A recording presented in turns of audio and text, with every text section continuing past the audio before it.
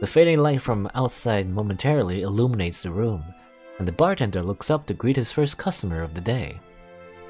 My eyes take a second to adjust, but there's no doubt this place really hasn't changed. The present and the past crashed together and are surprisingly nearly indistinguishable. The bartender is a bit of an exception though. I imagine he's aged a bit. His hair is grey, his face has more lines than when we last met. He sets a glass down behind the old polished dark wood bar, and there's a look of a growing recognition in his eyes, but that same look is clouded by doubt. Afternoon. What can I get you? A beer will be fine, thank you. Got it. The bartender smoothly and deftly fills the glass and sets it down in front of me on a plain white napkin, making brief eye contact that somehow conveys the notion he has decided upon something. So, just passing through again? I'll look up from my beer and look at him. There's a small smile and a knowing look in his eyes. His memory is excellent. What do I say? Well, I was thinking that maybe this time I'll stay a bit longer this time. Well, the weather's nicer, that's for sure. You know, I never forget a face. Then again, normally those faces age a little in 20 years. Aren't you? It's a long story. Plastic surgery, yeah, that's it. Well, I believe that.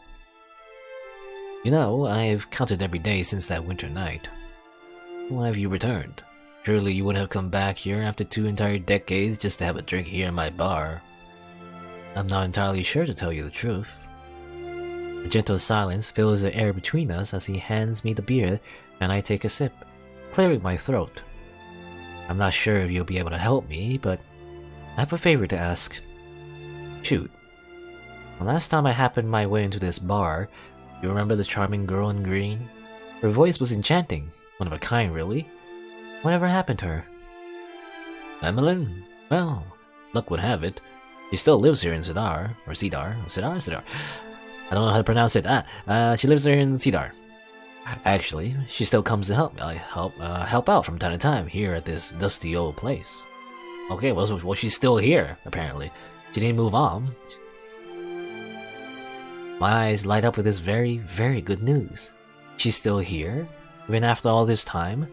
I can hardly believe it. Yeah, she lives just down the road with her husband and young boy. Oh. I feel crushed. Not sure what I was expecting, really, but it hurts nevertheless. I mean, that's what you wanted, right? To have her live her own life? You'll probably find someone else, right? And find a family. You're not gonna be part of it because that's what you chose, Mr. Protagonist. Mr. Immortal Protagonist. The bartender must have caught on as he continues. Well, does this change anything? I assume you had something in mind. Well, it should, and doesn't really. Not entirely sure what I would have done anyhow. Would it be wrong of me to ask for an address? Well, I would give it to you regardless, it's not necessary. She comes by every morning with her son to help set up for the day. You should come again, tomorrow, as I assume you are planning to stay for a while? Yeah, I'll be here. Thanks, really. It means a lot. Don't mention it. Anything fun, old friend? Old friend? Even though we only met once before? With that, I sip my beer and think of the coming events. The fear that she won't recognize me once again crosses my mind, but I push it off in search of a bed to lay my head. I nod to the bartender and make my way to a local motel to rest up for the night. Next morning, I arrive early enough to help the bartender with the tables, stools, and chairs. The worn wood seems to embody the place as a whole. Well worn with time and filled with warmth. I take a seat in front of the bar as the old man organizes the rainbow of colored glass bottles behind it. Calm down, son. Do you think someone with as much experience as you would have learned to deal with these situations? Saying goodbye is easy, but the returns and the greetings. The old man met my eyes and inclined his head toward the door, making my best effort to keep my door. What? Keep my door? I don't know that. What? I don't know. I know it's Emily and her son. Is that typo? I don't know. Anyway, I know it's Emily and her son, probably around 7 years old, an inquisitive blue-eyed boy with brown hair. Emmeline glances around the bar and seems mildly disappointed. Her gaze flits over me as I would one of the tables. She approaches the old man. She's grown up. You said it without me. Oh, sorry, Em. I should have mentioned earlier that I have a new employee in training. He helped me this morning. We have the stage set up, though. I'll get you some work yet. She looks at me directly for the first time, but there's no spark of memory in her eyes, only the casual friendliness of someone greeting a new acquaintance. Oh, nice to meet you. I'm Emmeline, and this is my son, Michael. Michael plays with the collar of his shirt and averts his eyes. Hi. I give him a smile and a wave, and extend my hand to Emmeline. He shakes it. I take a page out of Michael's book. I'm too nervous to meet her gaze directly for too long. Guess she doesn't remember us? Been a long time. We only met once, right? So it's nice to meet you both. Like me personally, if I met someone like only once and then 20 years later, would I remember them? Probably not. Right, well, that stage isn't gonna set up itself, Em. Why don't you and Michael teach this greenie here the ropes? I've got a few more glasses to clean.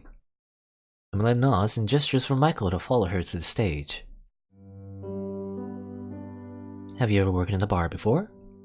I know my way around one. Don't we all? Michael climbs up the front of the stage and seemed to be opening a bin that contained the cables. How old are you? 25? I'm a little older than I look. I'm assuming he's done this before. Emmeline walks beside the stage to retrieve a broom and a dustpan before starting to sweep behind the speakers, amps, and other sound equipment. Yeah, he loves to listen to music, so this is right up his alley. It's karaoke night tonight, so the setup would be a little different. I set about putting the microphone center stage, and I feel something nudge my leg. I see Michael holding a cable toward me. And that one goes with this one. Oh, thanks. What kind of music do you enjoy, Michael? I take the cable he offered me and hook it up. Surely enough, the audio jack and ports are the correct sizes. The cable is long enough to walk around the stage with if necessary. The Stray Cats, and He looks at his mother for answers, looking anxious. You remember, Depeche Mode. Depeche Mode? How you say it? Depeche Mode? Mode? Sometimes you listen to Michael Jackson. Michael Jackson. I'm more of a Simon and Garfunkel gal myself. The new stuff isn't bad, but there's something about the acoustic guitars. It brings to mind the open road, and people singing in new bars. Soft atmospheres and good people, or a good crowd. Emmeline looks back at me and gives me a genuine smile. Not the practiced friendliness of polite greeting, but something with the altogether more substance. Michael and I finished setting up all the relevant chords. Yeah, he took the words right out of my mouth. Well, it's about time. I have to get Michael to school. Emmeline waves goodbye to the bartender and takes Michael's hand, walking toward the door. Same time tomorrow. Have a good day. Emmeline pauses before she reaches the door and freezes in place. At first I wonder if she had forgotten something, but then she turns, and I see it. The spark of remembrance, the warmth in her eyes that signifies the memory. Now she knows who I am. She remembers that night 2 decades past. She brings a hand to her cheek as Michael tugs at her shirt. Mommy, are you okay? I'm alright. Let's get you to school. I sigh and lean against the warm mahogany of the bar, and I can hear the bartender pouring a glass of something. I didn't bother to turn around. My eyes were fixed on the road, watching them drive away. Well, you couldn't have been expecting anything else, could you? No, I couldn't have. You want to hear the story of that winter night? Yeah, why not? This is for you, by the way. Looks like you could use it. On the house. I turn enough to pick it up and take a sip, but my gaze remains on the road. Emmeline is long gone by now. I can't bring myself to look inside again. Not just yet. I don't know how much you remember. Em and I left after talking. Really bonding, you know? At one of these tables by that window.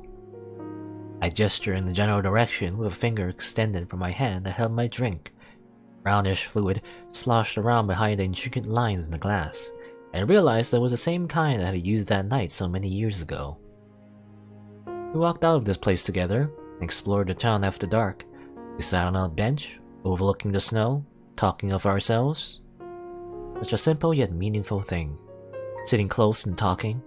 Rob the legend of the Wanderer. I didn't think she'd take it seriously. But she did. She listened. In the end, she identified with it. Of course, you know Emily's story. How she got here. She has every bit as much wanderlust as I did. I take a sip from my glass and turn around before looking into the cup. Or had. I guess everyone else like me eventually grows out of that phase. I suppose a part of me realized it then. I didn't want to break her heart, so I just left. Ultimately, I shouldn't be surprised that she didn't remember me at first. I'm sure she's had to deal with her share of people walking out of her life. It was only one night. It was a long night. The old man puts a comforting hand on my shoulder. You know, I didn't think Emily would ever settle down. But her husband, well, you like him. He runs the Tri-County newspaper. Takes the family camping often in the summer and the autumn. Gonna ask for a better life for her and her son in this town. I nod and hand the bartender back his glass. Well, thanks for the drink. And thanks for the cover earlier. You really need some help around here? That I do. If you want to settle in for a few years, I'd love to have you around. Do you know what happens if you stay, Wanderer? You sure you want to deal with that? I ran a hand through my hair and looked outside, wondering what it would be like to stay in this town for a few years. I think I'm gonna get some fresh air. If I return, you'll know my answer. If I don't, well, you'll know just the same. Actually, if you wouldn't mind, I think I need a break for today, if it's okay with you, that is. Yeah, I'll close up shop. I'll keep everything straight, don't worry. The bartender nods, wipes a few more surfaces and heads out. He gives me one last fleeting smile before the door closes with all its sense of finality. With that, I'm left alone. The emptiness of the bar fills the air, silence giving me company, as it has the past 100 years. So yeah, I was saying like maybe he was like 100 years old, so at least a century old. The familiar smells of drafts, the atmosphere of the community made of vagabonds and travelers, friends and families, of those with homes and of those who have yet to find theirs. Familiar sense of loneliness. Have I found my home? Is this my final resting place? Is this where I'll eke out the rest of my existence, however long it may take me? I honestly don't know. The heat of the bar begins to constrict my breathing, the weight of all of it crushing me. Claustrophobically, the warm lights, a blazing fire. Tugging in my collar, I grab my belongings and walk out of the door. It closes ever so softly behind me, the entrance framing me, engulfing me. I turn and make my way down the street. Buildings, both new and old, guide me, gradually giving way to more and more nature as I continue my journey. I find myself in the front of a large yet somewhat young tree.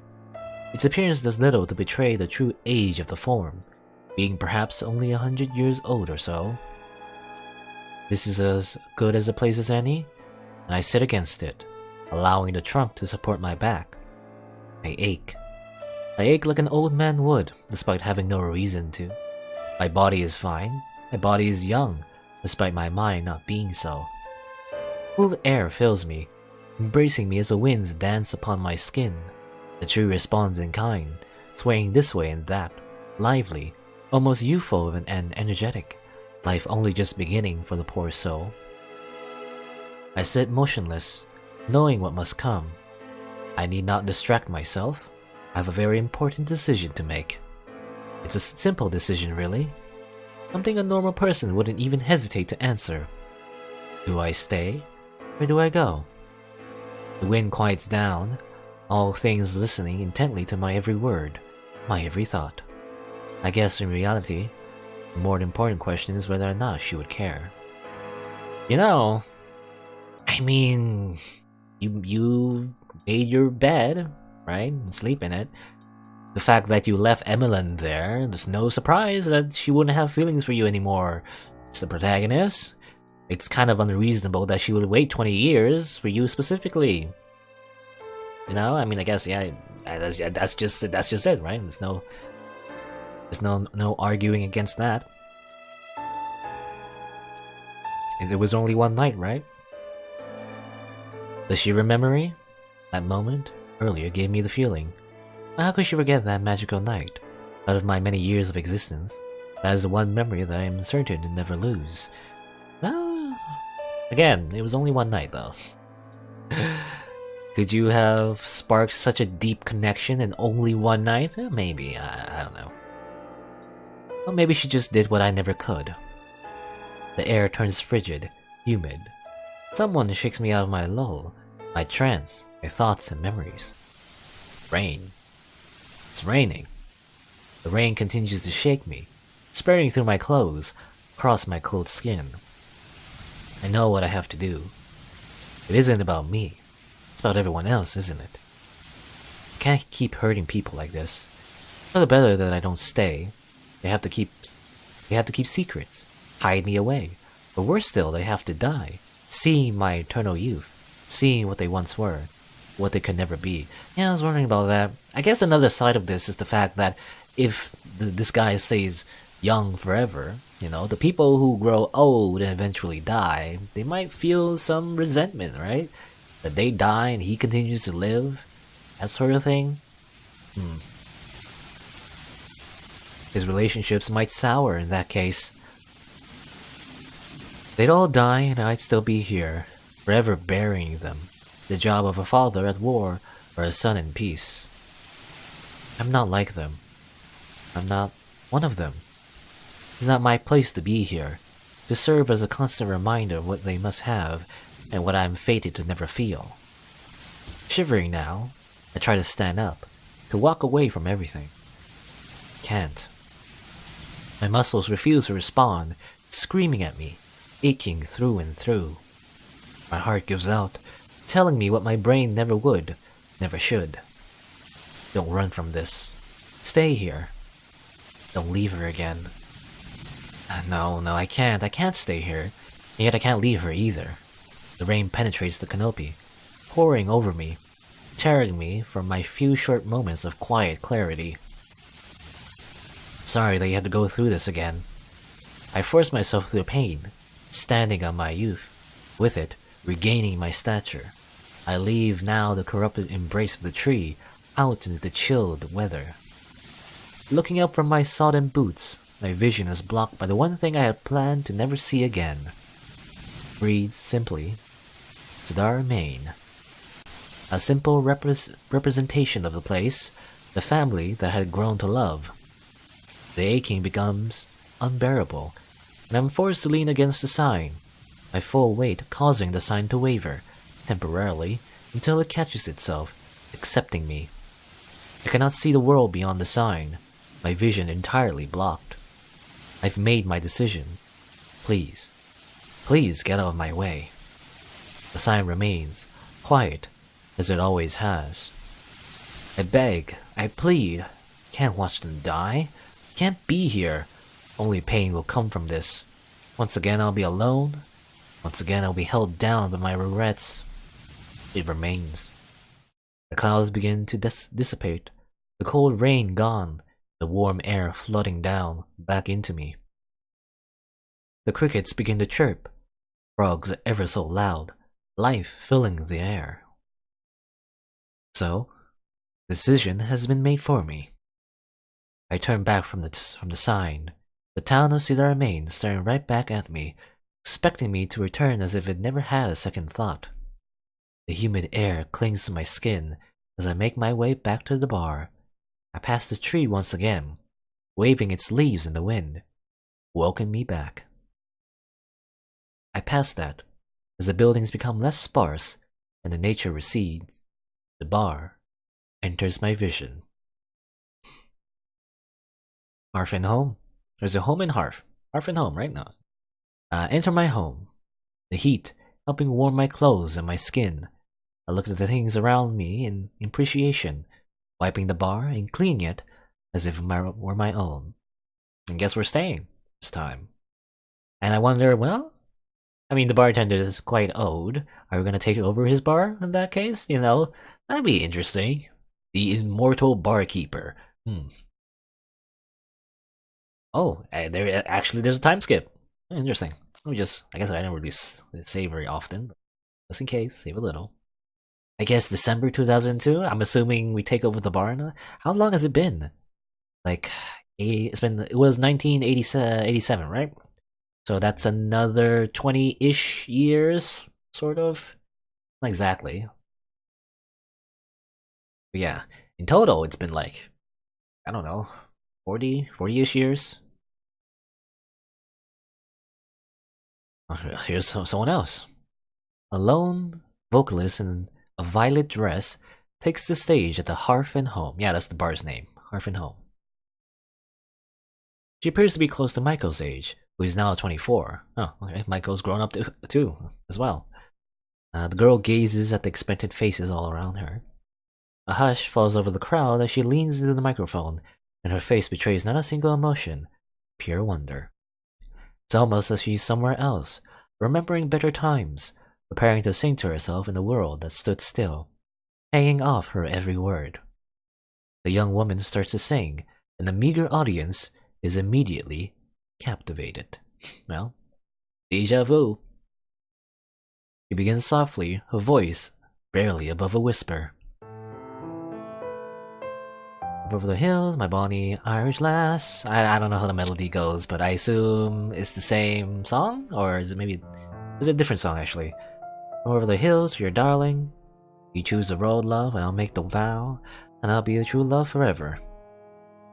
Her voice is beautiful and wraps around the dark air of the old bar. I assume it's like another Scottish folk song. Is it the same one? I don't know. I don't remember those lyrics though. I knew this song. I knew it well. Though I've heard it sung better before, I'd admit. I guess, yeah, it is the same song, it's just like in a different part. Red is the rose that in yonder garden grows, fair is the lily of the valley, clear is the weather water that flows from the Boyne. My love is fairer than any. He has one of the best voices I've heard in all my life. Personally, I can't sing it though, because I don't know the melody. Or rather, well, even if I did know the melody, it's probably... I don't know if I could do it justice though. Me personally. So just imagine that she's singing the song very good in your heads. I've only been this absorbed in song once before. The voice of the girl in the blue dress grows and grows and grows, only to fill the air with complete emotion, feelings seething with energy. Like her voice is an endless flowing spring, and to listen to it is to drink and drink and drink again. It's nice to feel this way one more time, even if it's not as strongly. The girl in the blue dress continues to sing. While she finishes, Red is the Rose. Yeah, it is a different song. Red is the Rose. I guess that's the song. And prepares for the next song. She takes a fateful step back from the microphone. Her skin beads of sweat. Her chest heaves up and down to a rhythmic beat of her exhausted heart. Her posture is tired but proud. Her breath short but steady. Her eyes somber but bright, vibrant with fire. If I didn't know any better, she might be a reincarnation of Emmeline, but, well, is Emmeline still alive? I mean, she isn't that old, right? I guess she would be around 40 last time we met her, now she would be around 60? She steps back up to the mic and keeps on singing. Across the bar stand the current employees of Hearth and Home, Candace and Michael. The latter have taken the job his mother once held to help pay for his education. Okay, so this is Candace and this is Michael. Candace and I are having a lovely conversation, but Michael's unwavering attention is set on the young performer. Hey Michael. Candace tries to grab her employee's attention, but has little success. Mike, hello. Candace gives a defeated sigh and waves a hand in front of Michael's face, jolting him back to reality. Oh, sorry Candace. What would you need? Candace laughs at the young man. She's clearly embarrassed him, so it's no surprise that his face has become several shades redder than some of the wines behind the bar. Day before, I was waving you down for refills. Get out there, bud. Oh, right, I'm on it. Michael prepares several mugs of draft beer, loads them onto a tray, and heads out to the floor. All the while, he pays only minimal attention to his task, still smitten by the young singer. Now he reminds me of a story my father would tell me. I know the story you mean, all too well. Father? Are you the daughter of the bartender, actually? In that case, I guess she's the owner, not us. I was thinking we would take it over, but I guess not. I'm sorry, I didn't mean to. Oh no, it's alright. Michael returns from his waiting duties. Candace gives him a long good stare. He blushes again. I know she's pretty, but please do try to pay attention to our patrons, okay? Yes, ma'am. No. Candace laughs the way her father used to sometimes laugh, with her entire body, hands on her stomach and leaning back. Michael turns away from his boss and back to his singer. The young performer begins the last verse of her song. I remember one night in the drizzling rain, around my heart I felt an aching pain. Fare thee well, my honey, fare thee well. Oh, title drop. I guess that's what it's referring to. That's what the title is referring to. A song, I guess. The song's end is met with quiet yet suitable applause. Clap, clap, clap. I feel reminiscent about my similar experience in the very same bar 35 years prior, and smile in spite of myself. I propose an idea to the young man across the bar. 35 years, is that exactly how long it's been? Why don't you buy her a drink after she finishes her set? That's ridiculous. I can't do that. I don't even know her. And how could asking possibly hurt? Besides, you don't need to know her to become friends. I'm nothing more than a stranger to her, though. Now that is ridiculous. As my father would say, strangers are just friends you haven't met yet. But what if... Mike, you can make excuses till the sun comes up and you're blue in the face, or you can ask the lady to have a drink with you. Michael stops his protesting and considers the words his companions have shared with him. For a moment, he looks as though he plans to ignore the advice he has received. However, one quick glance at Candace and I confirm that no is not an option. I guess you guys aren't giving me a choice, huh? Absolutely not. Now then, let's talk strategy. Candace and I share a laugh while Michael looks on, terrified at the prospect of whatever scheme Candace has in store. Mike, that's the end of the set. Get over there and ask her to join us. Candace, are you sure that's a good idea? Of course it is. All my ideas are good ideas. Now, if it were anyone else, I'd disagree. Come on, Michael, get out of there. Michael closes his eyes, tenses his body, and hesitantly walks toward the stage. Oh, this ought to be good. We should be able to hear them from here. Well, you should be able to hear them from here. Senses of a damn hawk, I tell ya. You flatter me. As Rosa finishes the final verse of her set, the dwindling crowd offers up a surprising applause. After the applause dies down, Michael approaches the stage with an ounce of reluctance. Rosa, who is guarding her things, notices him and welcomes him with a greeting, catching him somewhat off guard. Candace was right.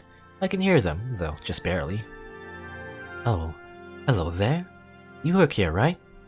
Yeah, hello. Yes, I work here. The classic, awkward Michael charm is second to none. Well, my name's Rosa. What about you? Oh, me? I'm Michael. Rosa tucks her hair behind her ear. It's nice to meet you, Michael. Yeah, you too. Haha. Rosa waves and begins to walk away. Wait, excuse me, Rosa. Rosa turns back to face Michael. Yes, what is it? I was wondering, if you're not busy, if you'd like to join my friends and I for a drink? Well, I haven't got any plans, so count me in. Michael is clearly surprised that the answer came as easily as it did. Really? Rosa stifles a giggle and smiles. Well, I haven't got any other plans, and I'm sure you and your friends will be fun. Michael's face lights up with joy. In that case, we're sitting right over here. What are they saying? Quiet, they're coming. Oh, Michael's laying down the moves, I see. You're having too much fun of this. Candace lets a carefree laugh out. I'm not having enough fun. Hey guys, this is Rosa. After some quick introduction, Candace makes everyone drinks. These are not on the house. We all cheer for Candace's hospitality together. Thank you, Candace. That's too kind of you. I listen in as the other three around the table share their stories, occasionally pitching in my own experiences. Michael and Rosa are fast friends, and by the end of the first hour, the pair get along as if they've known each other all their lives. The bar's patrons dwindle until we are the only people left in the building, but even after everyone else has gone, we stay, hearing stories of loss and of hope, of dreams and regrets. Rosa begins to tell her story, and her eyes light up with childlike happiness. Well, when I was younger, all I ever wanted to do was go to school and study music. It has always been my passion. So I worked at it, from the time I first saw a future in it until I realized the dream. But the light in her eyes fades into a quiet sadness. When I finally made it to music school, it just didn't feel right. I worked so hard for so long, year after year, but the culmination of my entire childhood led me to disappointment. But I was still determined. Never mind that I couldn't seem to make any friends or do well in my classes. Music was still my passion, so everything else be damned. Rosa wipes a tear from her cheek. From all my effort and determination, halfway through my first year I dropped out.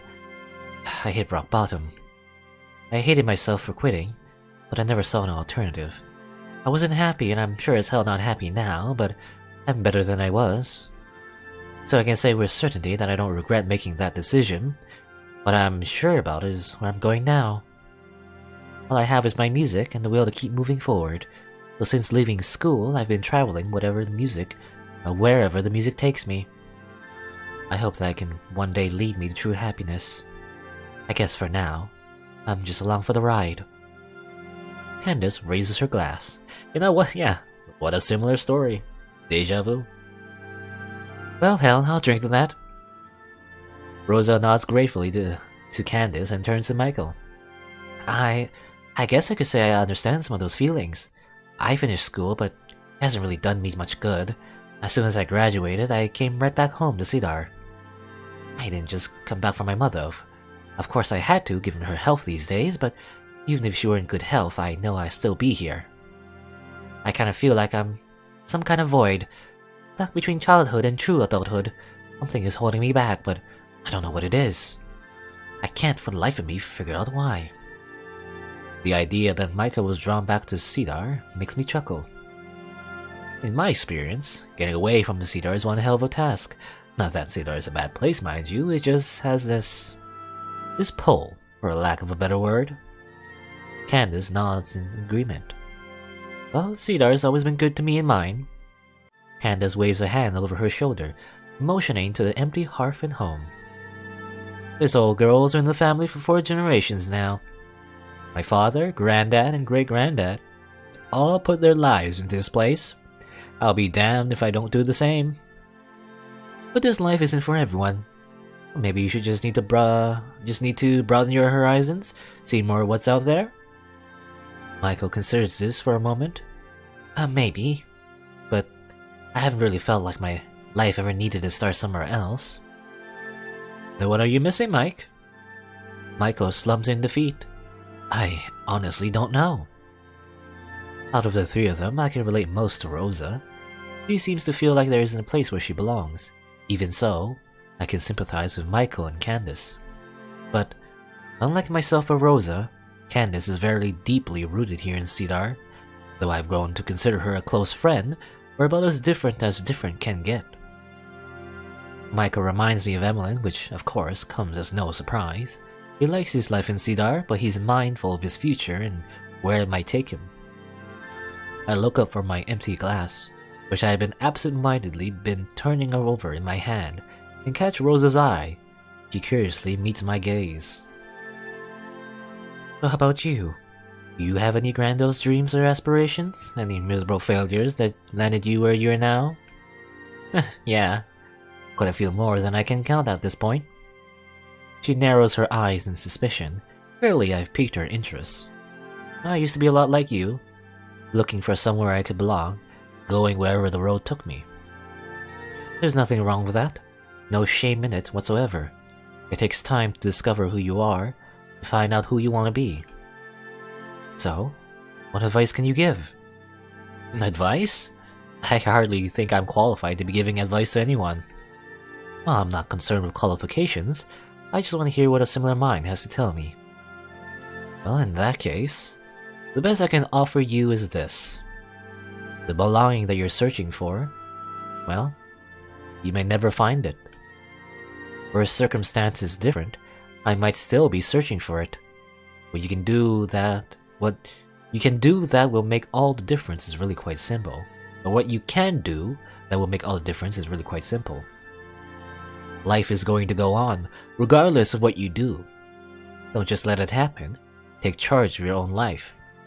Even though you may not find what you search for, it'll make that search easier.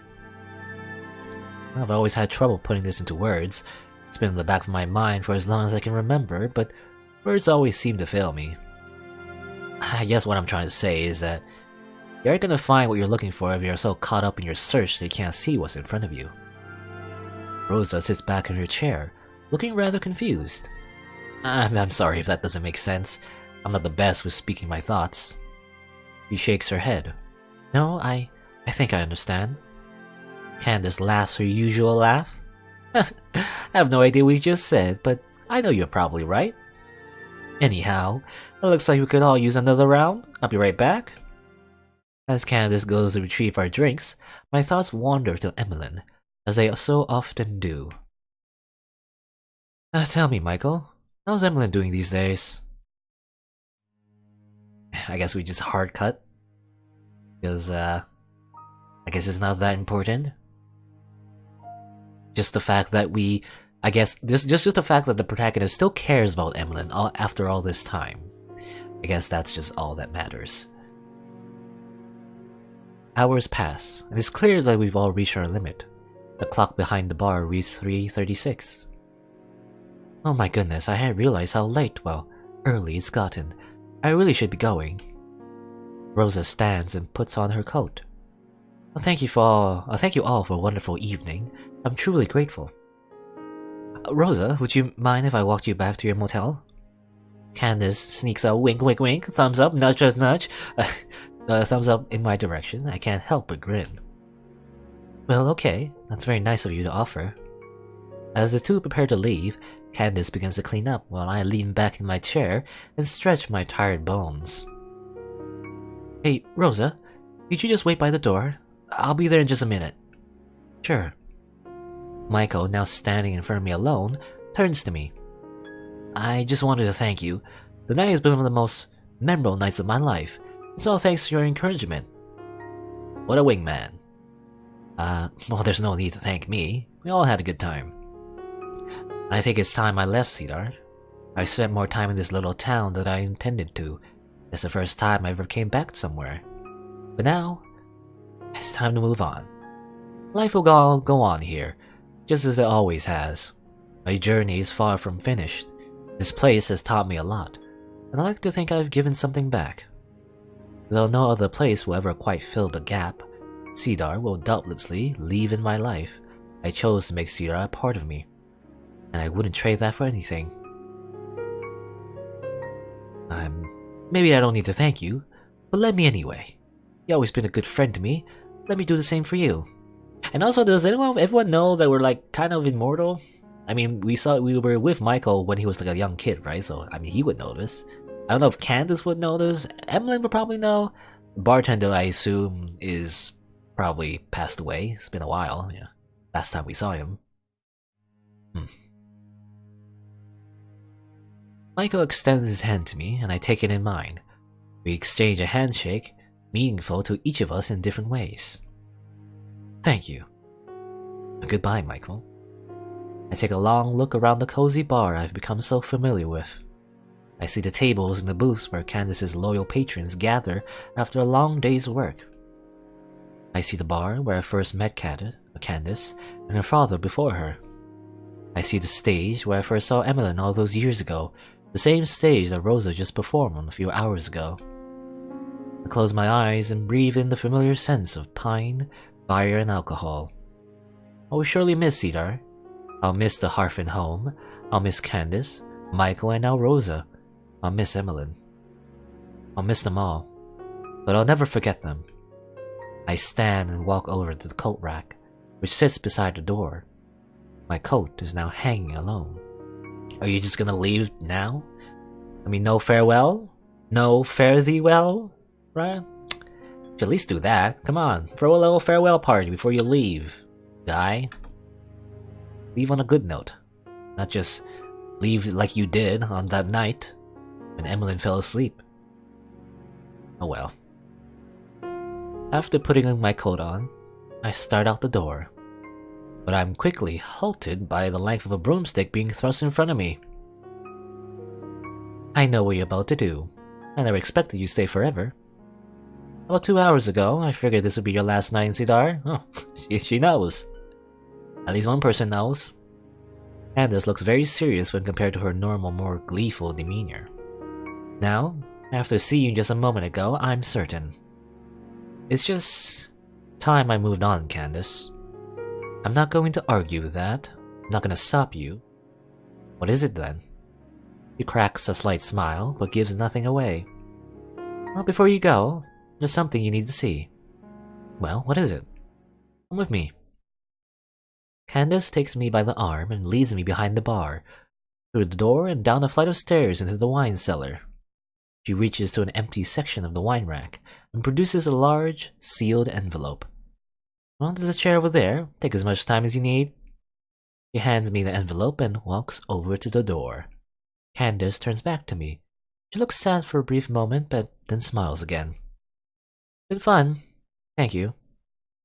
Without another word, she turns once more, closing the door behind her.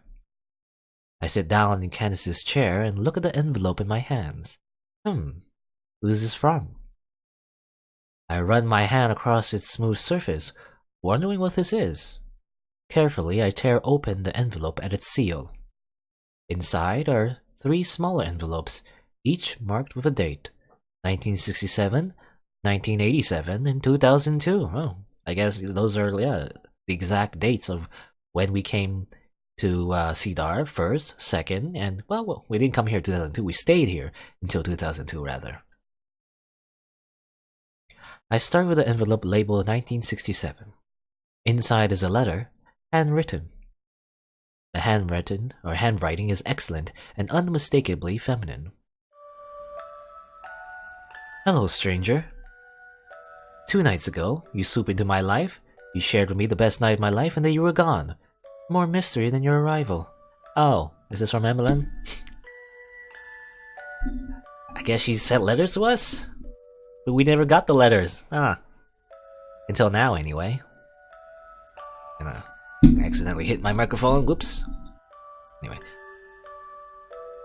For the few hours we spent together, all seemed to be right in the world. All my cares had gone away.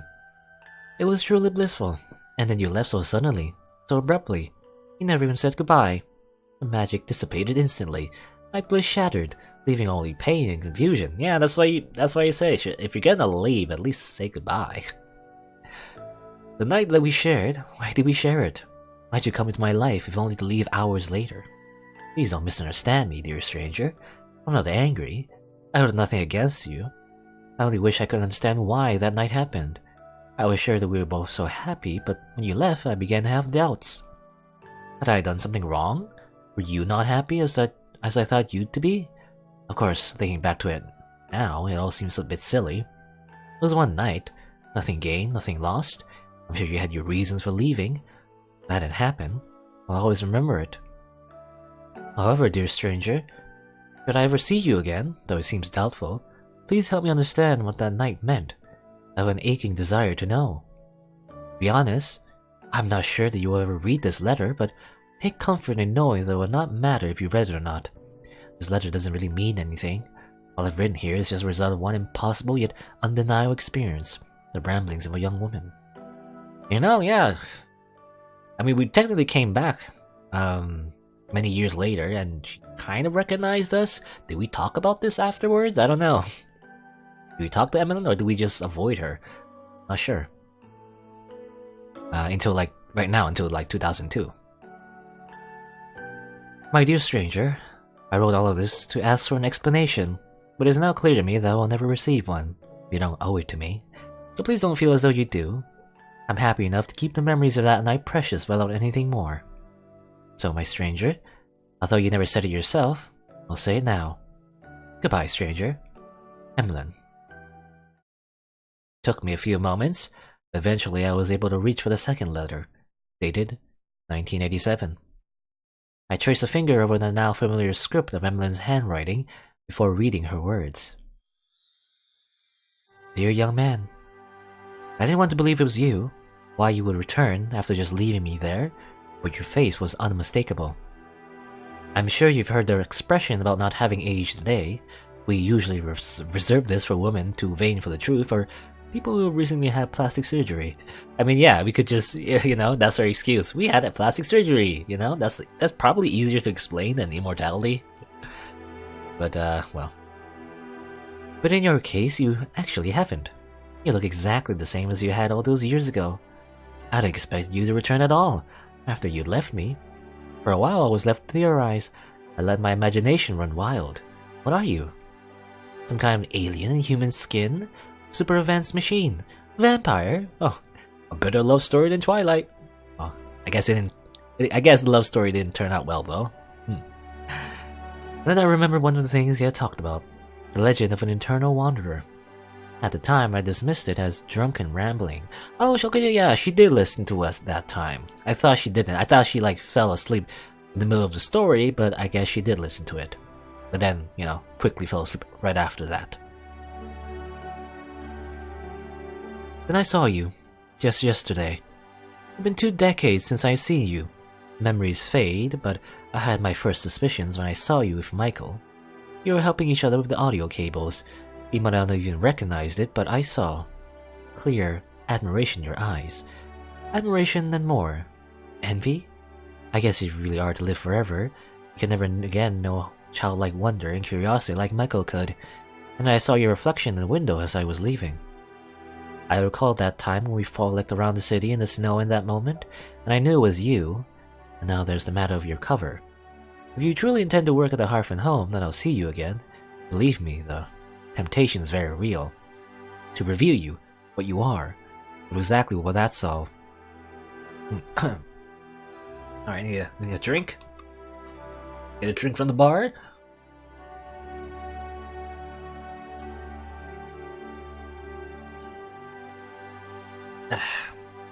My throat is parched from reading this letter.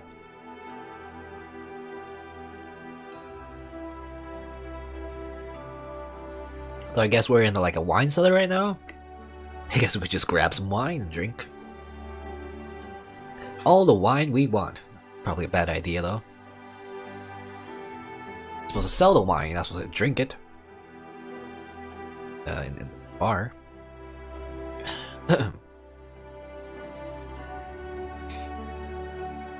Harfin home. And yeah, we're supposed to since what was it, 1987? When we were working at the Harfin home, we would be seeing Emlyn frequently.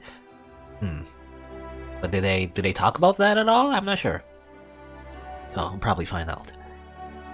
Believe me, the temptation is very real to reveal you what you are. But what exactly will that solve? Now, it's better to let bygones be bygones. I gain nothing by revealing you. And would just cause you to leave again. I'm sure you're used to that process by now. I considered asking you what occurred in your past travels. Who else did you meet? Anyone famous? How long have you been around? The things usual people would ask someone like you. But honestly, the numbers and faces of the past matter less than what you felt. Actually, that is true. That is true. You know how human brain works? Usually, the memory is associated with emotion.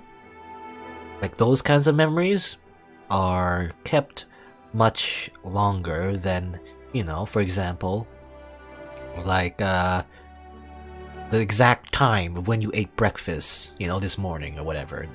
The brain doesn't really remember that unless you focus on that, but long-term memories usually associated with emotions, right? Emotions or the other senses of your body, like touch, smell, taste, that sort of thing. So, for example, if you ate the best steak of your life on a particular day, then maybe you'll remember that. You know? Something like that. Anyway. I've been on the other side of it. Your emotions. I know what you felt. I'll admit that I hated you for a while, after leaving me on that bench, but now I understand. I forgive you. I hope one day you find a place, or more likely a time, that you can flourish in. With as much loss as I've experienced, yours could only be worse. Well, I wish you the best, stranger. Sincerely, Emmeline. She signed her name in that familiar script. I could feel the pressure of her tears welling in my eyes now, wishing I could have spoken to her. If she knew who I was, then I could have apologized for leaving her all alone on that frosty bench decades ago. Yeah, I guess you did. I guess you didn't really talk about that. I thought you would.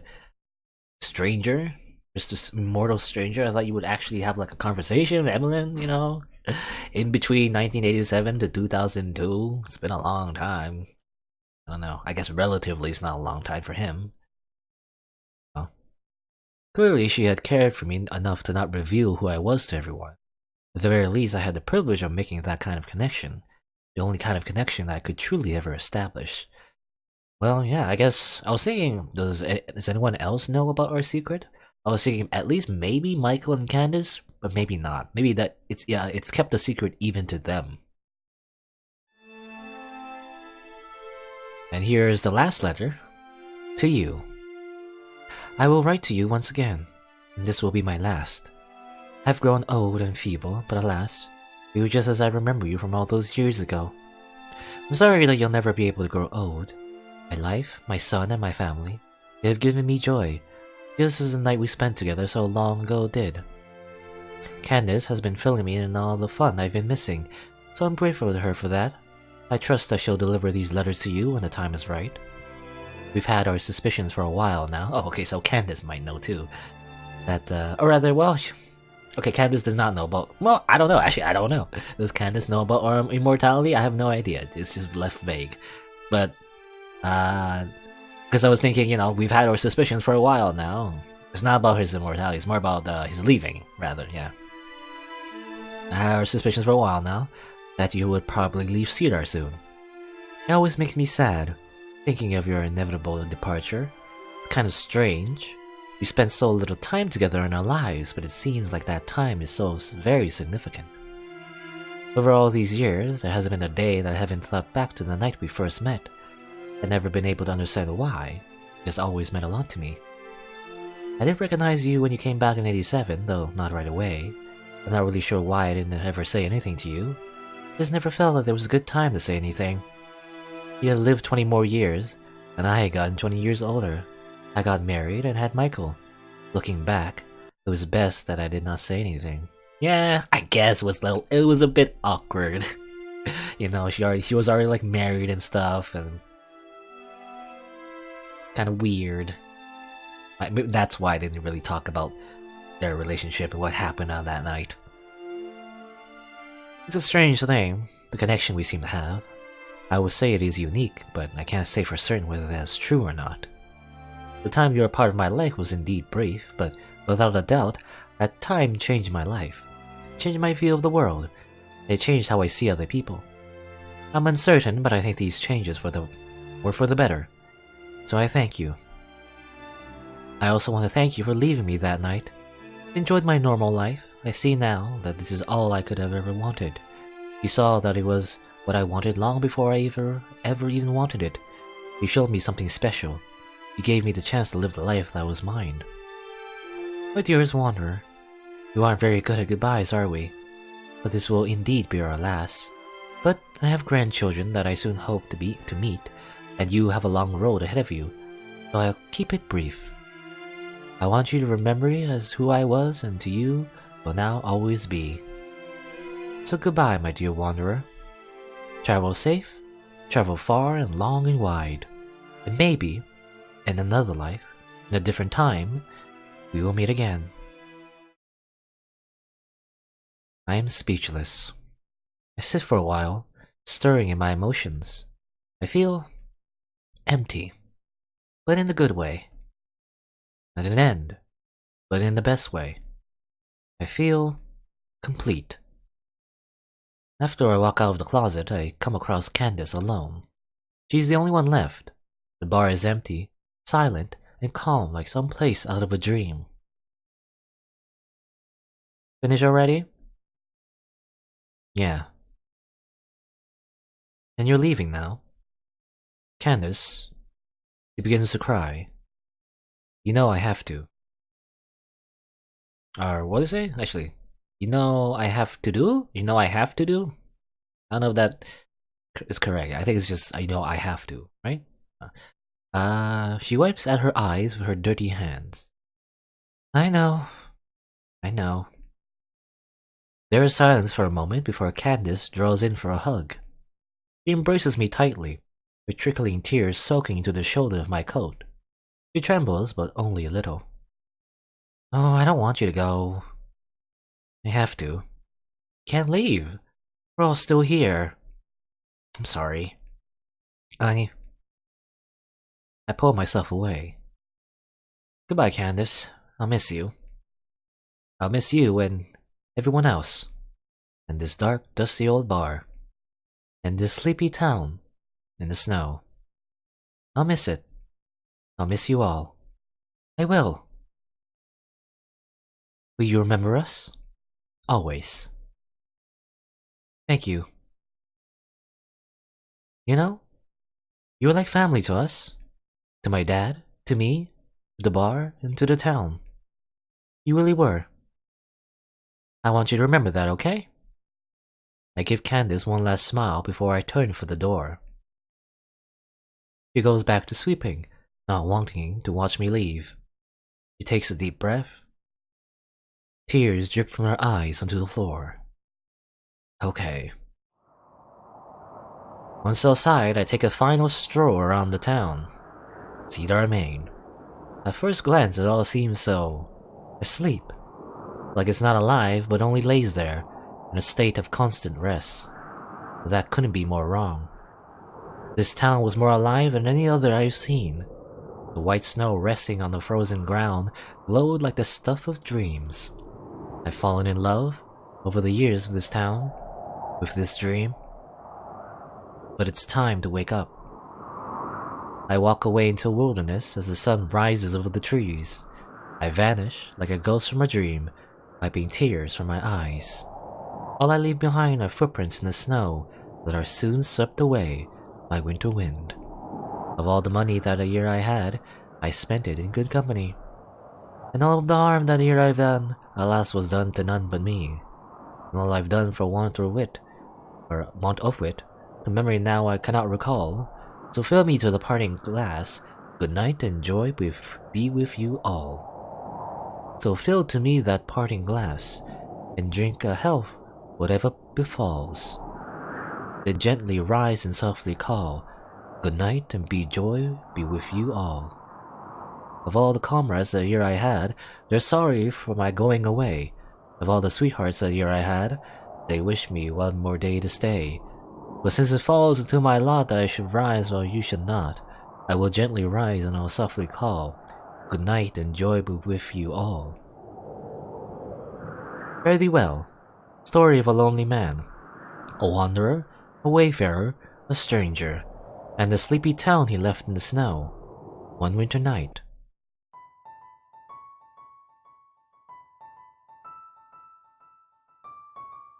I guess that's it. No, she looks a little derpy, you know, in that particular facial expression. Anyway, well, yeah, that was it for the story of the lonely young man. It's interesting, actually. To be honest, I find it a little bit unrealistic they would fall that deeply in love after one night. But well, crazier things have happened, and it's an interesting story. You know, the ideal of like someone who is immortal, someone with eternal youth, and how that's not exactly a good thing because you have to live your life knowing that your loved ones will all disappear eventually. And it's kind of like a parallel to, you know, I guess real life. The idea of that all good things will come to an end eventually, right? And one particular thing I like about the story is the fact that it did like go through like little time skips, you know, starting at 1967 and then 1987 and then a little like jukebox here. Anyway, yeah, I like the idea that it went through, you know, like little like time skips, which kind of fit the story, right? Because it's the idea that the protagonist stays the same while everyone else changes. Emlyn in particular gets older and older, and he sees the new generation and all that, and how he feels about that, right? That's pretty cool. Though I wish we met Emlyn a little bit more. We met her a little in 1987. I wish we met her one last time in 2002. I mean, come on. I guess in that letter it was like, they are bad at saying goodbyes, but I really wish he came in person and actually said goodbye. Oh well. But yeah. And also, well, if there's one thing that left me wanting, it's the fact that I wish actually the time skips were a little bit more. If actually, rather, I wanted to see more time skips. You know, it might have been too much, but at least like a little brief, like flashbacks of even older stuff that happened to the protagonist. You know, to the wanderer, to the lonely young man. Because you know, he's like, I think he mentioned before, like he was already like centuries old. You know, I actually want to see what happens, you know, during that time. He mentioned before when he first got his eternal youth, it was like great, like yeah, I'm young forever. But then after being young forever, his loved ones started to die. I wanted to see the first time that happened. You know, that would be interesting. Instead of him just telling us that it happened, I actually just wanted to see that, you know, in the story. That would be cool. But I guess it didn't really turn out like that. I guess it's because it's, again, it's like a short Connect novel. It shouldn't be too long. And the main focus was on the town, right? The little snowy town. And that was what it was really about. Right? Finding a home, but eventually having to leave it anyway. I guess it's supposed to be like a bittersweet story, is the idea. Anyway. No. It changes to a different song. Emlyn's Ballet. Anyway, but yeah. That was it for Fare Thee Well. Just a nice, little kinetic novel about a young man who will be lonely for the rest of his life. Well, actually, yeah, that is pretty, I mean, think about it, that is pretty depressing. It's not really a good end, you know? This cycle it'll just keep going and going and going until, I guess, the Earth is gone? I don't know. But yeah. No, hopefully, protagonist finds some peace sometime. But yeah, that was, I should end it already. That was it for Fare Thee Well. Until next time, see you then.